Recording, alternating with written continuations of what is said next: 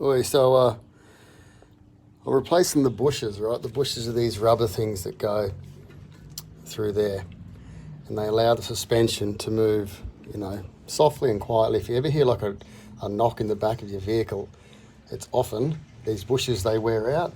They're designed to wear out, and they will start moving. You see this one here.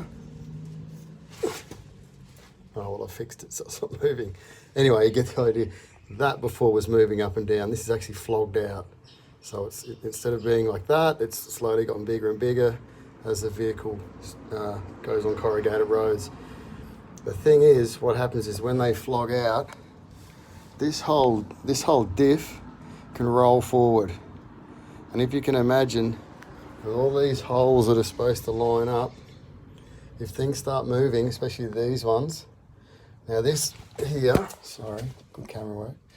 So this here, right, didn't line up. This black one, the old one, was completely buggered, all right, which meant that this axis here had rolled forward, so these holes didn't line up.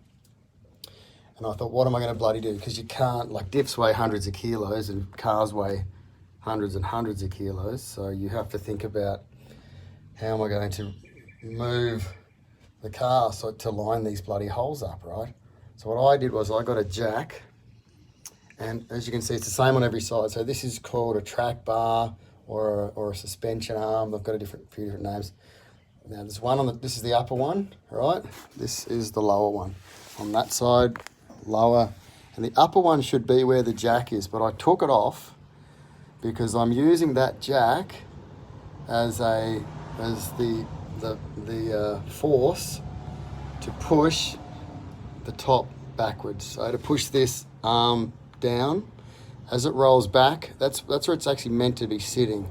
It only rolls forward when the bushes get flogged out, right? So then as I wound the jack out, it rolled the diff, I guess you would, well, I don't know, I'll just say backwards. I won't say clockwise or anti-clockwise, depends how you look at it. But it rolled it back, so it also rolled this arm, then rolled back and lined up, and I got that bit in. So if you do this shit on your own like me and you just go bull at a gate and you buy all these new stuff, then you don't actually know what you're doing, you eventually go, shit, how am I going to do that?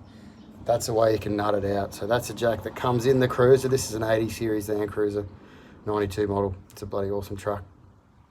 But it's got 487,000 Ks, so it doesn't break, it just wears out. That's the difference. So it wears out and you've got to do it. So hopefully when I take this jack off, when I take this jack off, the diff will hold itself steady enough that I can then put this suspension arm, top arm back in. Anyway, just a bit of a hint. If you're replacing the bushes on the rear of an 80 series Landcruiser and your diff has moved, that's a way you can push it back into position to get the bushes in and the bolts to line up through the holes. Peace.